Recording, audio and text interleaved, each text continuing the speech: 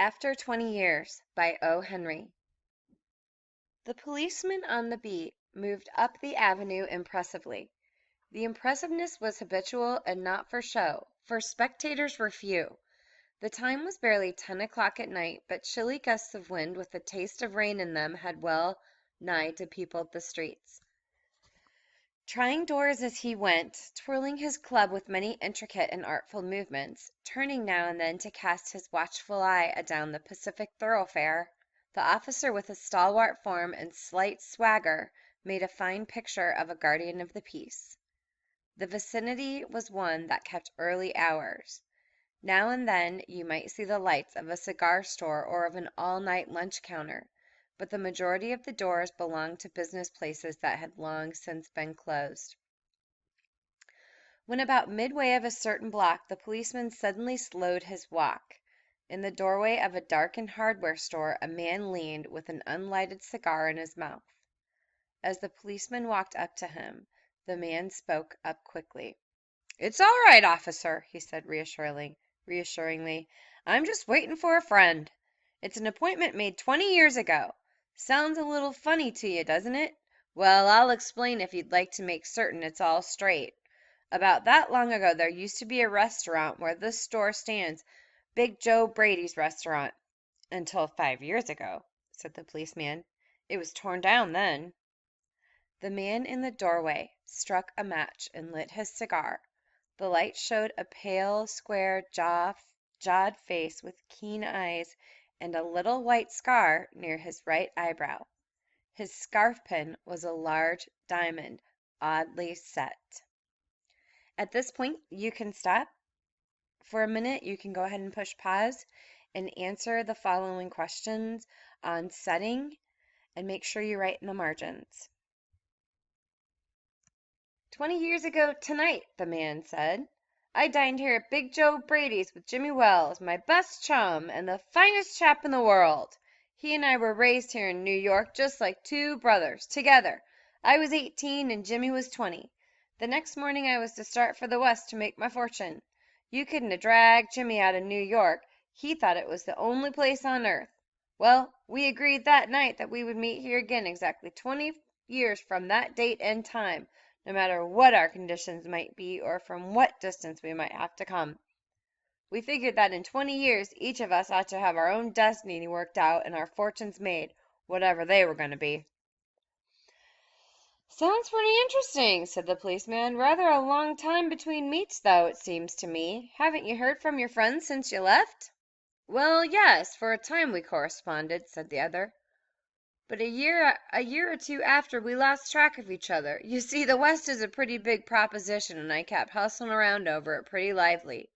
But I know Jimmy will meet me here if he's alive, for he's always was the truest, staunchest old chap in the world. He'll never forget. I came 1,000 miles to stand in this door tonight, and it's worth it if my old partner turns up. The waiting man pulled out a handsome watch, the lids of it set with small diamonds. 3 minutes to 10, he announced. It was exactly 10 o'clock when we parted here at the restaurant door. Did pretty well out West, didn't you? Asked the policeman. You bet. I hope Jimmy has done half as well. He was a kind of plotter, though, good fella as he was. I've had to compete with some of the sharpest wits going to get my pile. A man gets in a groove in New York. It takes the West to put a razor edge on him. The policeman twirled his club and took a step or two.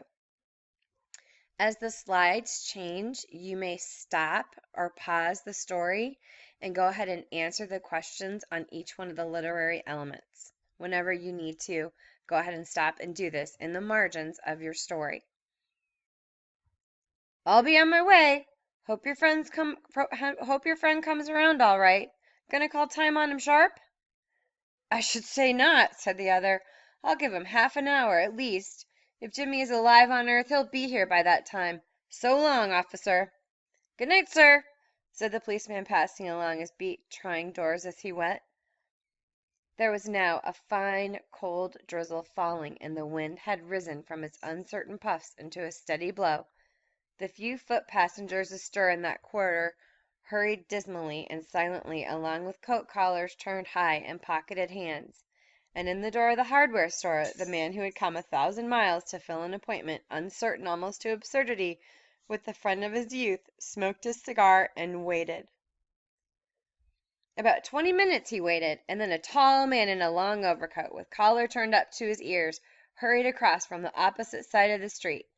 He went directly to the waiting man. "Is that you, Bob?" he asked doubtfully. "Is that you, Jimmy Wells?" cried the man in the door. "Bless my heart!" exclaimed the new arrival, grasping both the other's hands with his own. "It's Bob, sure as fate! I was certain I'd find you here if you were still in existence. Well, well, well! 20 years is a long time. The old restaurant's gone, Bob. I wish it had lasted so we could have had another dinner there. How has the West treated you, old man?" "Bully! It has given me everything I asked it for. You've changed lots, Jimmy. I never thought you were so tall by 2 or 3 inches." "Oh, I grew a bit after I was 20. Doing well in New York, Jimmy?" "Moderately. I have a position in one of the city departments. Come on, Bob. We'll go around to a place I know of and have a good long talk about old times." The two men started up the street arm in arm. The man from the West, his egotism enlarged by success, was beginning to outline the history of his career. The other, submerged in his overcoat, listened with interest. At the corner stood a drug store, brilliant with electric lights. When they came into the glare, each of them turned simultaneously to gaze upon the other's face. The man from the West stopped suddenly and released his arm. "You're not Jimmy Wells," he snapped.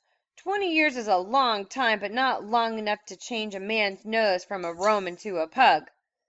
"It sometimes changes a good man into a bad one," said the tall man. "You've been under arrest for 20 minutes, Silky Bob. Chicago thinks you may have dropped over our way and wires us that she wants to have a chat with you. Going quietly, are you? That's sensible. Now, before we go on to the station, here's a note I was asked to hand you. You may read it here at the window. It's from Patrolman Wells." The man from the West unfolded the little piece of paper handed him. His hand was steady when he began to read, but it trembled a little by the time he had finished. The note was rather short. "Bob, I was at the appointed place on time. When you struck the match to light your cigar, I saw it was the face of the man wanted in Chicago. Somehow I couldn't do it myself, so I went around and got a plain clothes man to do the job. Jimmy." So there's a little twist here at the end of the story. After you're done writing the theme, I want you to think about the twist and what O. Henry did at the end of the story to kind of make the reader think a little bit differently. The twist in the story is always called irony. Talk with your group members when you have a chance at the end after everyone's finished. And so here we go. Next slide. When you are finished, compare what you wrote down in the margins of your story with your group members. Place your stories in the plastic folder in the middle of the table. Make sure your name is on your story. Read your assigned pages in your Lit Circle book. I hope you guys liked one of my favorite short stories, After 20 Years by O. Henry.